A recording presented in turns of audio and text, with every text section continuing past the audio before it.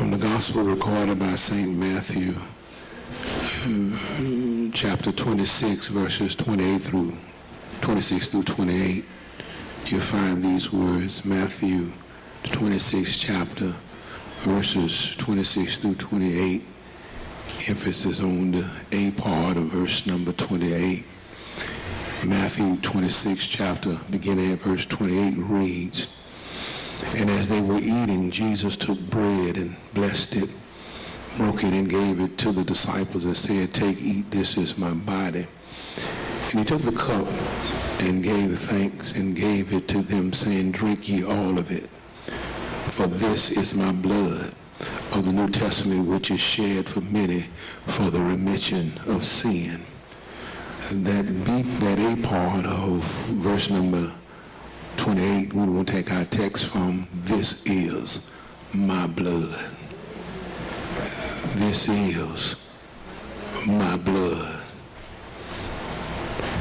Mark 14 says, "And he took a cup, and when he had given thanks, he gave it to them, and they all drank it. And he said unto them, 'This is my blood of the covenant, which is poured out for many.'" In Luke, he says, "And he took the bread, and when he had given thanks, he brake it and gave to them, saying, 'This is my body, which is given for you. This do in remembrance of me.' And the cup is like manna after the supper, saying, 'This cup is the New Testament, my blood, even that which is poured out of you. This is my blood.'" This means the person or thing that is near, the one under discussion. Is a verb, mean present tense to the verb to be. My is relating to or myself, or one used to express surprise or dismay or pleasure. This is my blood. Blood is the red fluid circulating by the heart throughout our body that carries oxygen and nutrients to all parts of the body. The blood count is the determination of the number of white and red corpuscles in a specific amount of blood. Blood vessels are any canal in which the blood circulates, such as a vein, artery, or capillary. A vein, it transports blood back to the heart after passing through the body. An artery, it carries blood from the heart to other parts of the body. Then you have the bloodstream with the circulation of blood in the vascular, and the vascular vessels circulate fluid throughout as blood. Then we have, like me, you have blood pressure, and blood pressure, the pressure of the blood against the inner walls of the blood vessels. Jesus said, the text said, "This is my blood of the New Testament, is shed for many for the remission of sin." And remission means forgiveness, a pardon as a sin, release from a debt. And what we need to learn out in this text is what happened before the upper room. In verses 1 and 2, we find the prediction. Jesus tells the folk that he's going to be betrayed. And then in verses 3 and 5 and 14 to 16, he talks about the folk of Caiaphas and them had plotted and planned to try to kill him. And in verse 16, Judas came to them and said, "What will you give them?" And the Bible says they bargained with them for 30 pieces of silver. But then when you look down at verse 8 through 12, you see the preparation and the dedication, because there's a woman named Mary that came from Bethany. The Bible says she had an alabaster box. And she broke the box and put perfume on his feet and his head. And others were complaining about that money could have been spent to do something for the poor. But Jesus let them know, you don't understand what this lady is doing. She's getting me ready for my burial. She understood more than they understood as to what Jesus was dealing with and what Jesus was getting ready to go through. She was getting him prepared. And in verse 13, her act, Jesus said, will be remembered wherever the gospel is preached. So the question is now, we know what happened before the upper room, but what happened in the upper room of the instruction. Jesus told his disciples to go prepare for the Passover. He said, "Go and you'll find a man," which was unusual that day, to find a man carrying a pitcher of water. You find a man carrying a pitcher of water, you're going to ask him and tell him, and he'll tell you about the upper room, and there you make ready for the Passover. And we all remember the Passover was when the children of Israel were getting ready to leave out of Egypt, and God had told Moses to take the lamb and kill it, and take the blood from the lamb and put it over the doorposts. And that when that death angel come by night, the death angel will pass over the doorway he sees the blood. And I want to remind them, and all the firstborn in Egypt died because there was no blood over their doorposts. And that's when Pharaoh got upset and told Moses he can get the people and go get on out of Egypt. But what happened in the upper room also was the indictment. Because here in the text it says, Jesus said, one of you will betray me. And it's something that Jesus said, the same one who supped with me with the bread, and he supped, and Judas had the nerve. And when others were around the table were asking, is it I? Judas had the nerve to say, is it I? And Jesus said, thou hast said. Jesus never said that he was betrayed. Jesus said, you said it, thou hast said. But there had to be something for Jesus. Handpicked these boys. These boys that travel with him, and his heart is kind of heavy because he's got to know he got to get ready to go to Calvary. So here he institutes, after celebrating the Passover, he institutes the Lord's Supper, tells them the bread is my body which is broken for you, and this cup represents my blood. For the Hebrew writer said, and somebody may ask, well, Reverend, why is it so important about the blood? Hebrew 9:22 said, and almost all things are by the law, first with blood. Without the shedding of blood is no remission. So in order for us to be saved from our sins, blood had to be shedded. But I told you it makes it personal because Jesus said, this is my blood. And every time we take communion, we will not take it because every first Sunday, whatever Sunday we have it on, where we take it just because we've been used to taking it. We ought to be reminded of what it all means. This is his broken body. This is my blood that was shed for you. I remember on occasion when he fed the 5,000 with bread and with the fish, and the next day around the 66th verse, he changed the menu. He took off the body, he took off the bread and the fish and put on the body and the blood. And the Bible says some of them decided not to follow him. When you got to eat of my flesh, you got to drink of my blood. And some of them walked away and would follow him no more. He turned to the 12. He said, well, you also go away. And Peter said, that's the Lord, where we going? You have the words to eternal life. There'll be points and times in your life where you're going to be at a crossroad where you're going to have to make a decision. Who you going to follow? Who you going to run with? Who you going to hang with? Somewhere you're going to have to make a decision. Lord, you're looking at the crowd, you're looking at Jesus. There ain't no decision. I'm going to follow Jesus. Because life and death is in his hand. Man don't control anything. Everything is in God's hands. So I'm going to tonight, Lord, I'm going to say, it might get rough, but Lord, I'm going to stay with you. We need to learn how to stay with Jesus. And after the Bible said they sung a hymn, and he went on out to Gethsemane, he prayed.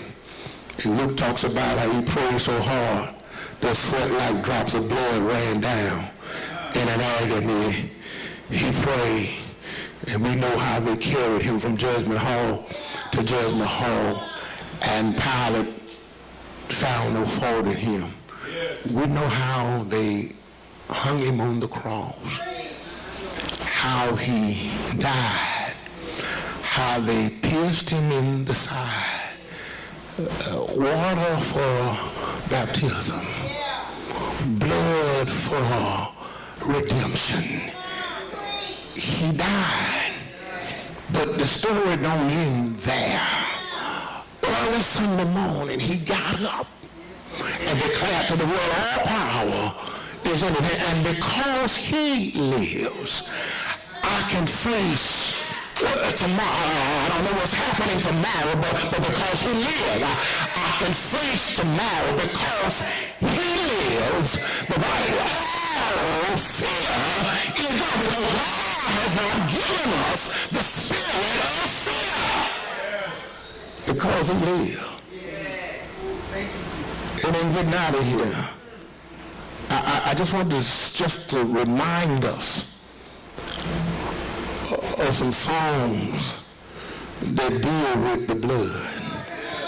Hymn number 97 said, the blood that Jesus shed for me way back on Calvary, the blood that gives me strength from day to day, it will never lose his power.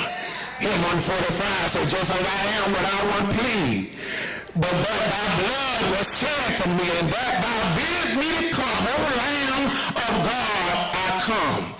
Hymn 147 said, what can wash away my sin? Nothing but the blood of Jesus. What can make me whole again? Nothing but the blood of Jesus. All precious is the flow that made me white as snow. No other thing I know, nothing but the blood of Jesus.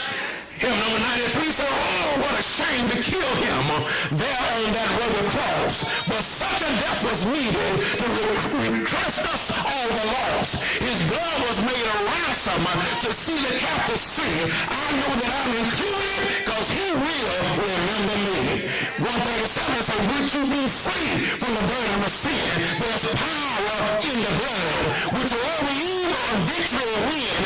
There's wonder-working power in the blood. There's power, wonder-working power in the blood of the Lamb. There's power, wonder-working power in the precious blood of the Lamb. And I like 84 said, there's a fountain filled with blood drawn from Emmanuel's vein. Sinners plunge beneath the flood and lose all their guilt and stain. And these others we sang, well, I couldn't find them in the hymn book no verbal. Oh, the blood that signed my name. I know witness the blood that signed my name. I couldn't find it in the hymn book. I know it was the blood. One day when I was lost, he died upon the cross. And I know it was the blood that saved me. This is my blood. So every time you sit at the communion table, Jesus said, this is, he didn't say your blood. He said, this is my blood. The one who was out without sin, who died that we might be set free. He said, this is my blood. The one who had the 72 thorns around his head. The one that had the nails in his hand and the nails in his feet. This is my blood. That's why he says, often as you do this in remembrance of me. And Paul picked it up and he said, let a man examine himself. See, can't nobody make you take communion. It's voluntary choice, but because you are saved and because of the family of God, you want to participate. But if you know where you ought to be, ain't no harm sitting out. Don't sit in the bar to be served. You ain't got to explain it to nobody because the Bible says if you take it unworthily, the Bible says damnation to a soul. If you think you're being cute and you don't want nobody else to know, you're going to take it anyhow and God already know what you done did. The Bible says damnation to your soul. That's why Paul said, let a man examine himself. I can't tell you because I don't know what you did this week. I don't know what you did today. But only you and God knows whether you should eat of his body and whether you should drink of his blood. But I wouldn't just do it out of formality. I just do it because I've been used to doing it every first Sunday. This is what we do. Every time you take of his body, every time you drink of his blood, it ought to mean something to you. Now, baby, it ain't just unleavened bread. No, it ain't just some Welch's grape juice. It's symbolic because it means something. And for every child of God, it ought to mean something every time you eat of his body. Every time you drink of his blood, it ought to mean something to you. That wherever you go, you represent him. And we need to be mindful of that. That not only are other folk watching us, but God is watching us. And if we're supposed to be light, God expects us to have our light on. So I just want us to be mindful. Anytime we take communion, anytime we do that, we need to be mindful that this is his blood for the remission of our sins.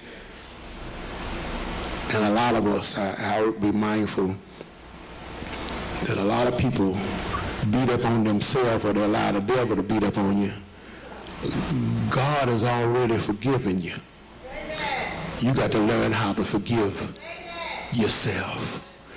You got to learn how to let some stuff go. You got to learn how to put some stuff in God's hands. You have to learn how to put some people in God's hands. Because there are some things and there's some situations you ain't going to be able to handle. And God just sitting there and say, I wish you would just put it. And he ain't going to do. I told you a couple of Sundays ago, he ain't going to do nothing with it. As long, if you show it to him, all he's going to do is look at it. But when you put it in his hands, he can do a whole lot with it. So I've learned how to put my children in his hands.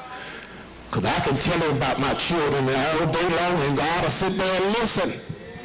But until I put them in his hands. And you got to learn how to put your life. I think there's a song that says, my life is in his hands. You got to learn how to put your life in his hands. Why, Reverend? Because he said, I know the plans that I have. Oh, I got some plans for you. No, you weren't born just take up some space. No, I got some plans. I know the plans that I have for you. Let us learn how to trust God. Let us learn how to put our life in his hands and allow God to work it out. So let us, every time we think about Calvary, every time we think about the cross, how they beat him till you almost saw the bones come from his skin, and he held his peace and didn't say a mumbling word. He could have just thought it, and the angels would have came down and destroyed everybody. But because of his love for us, he gave his life that we all might be set free. And I like that part that he tells John. He said, I go away to prepare a place for you. And if I go away and prepare a place for you, he said, I will come again and receive you unto myself, that where I am, there ye may be also. That's great consolation. Wherever Jesus is good enough for me. Wherever Jesus is good enough for me.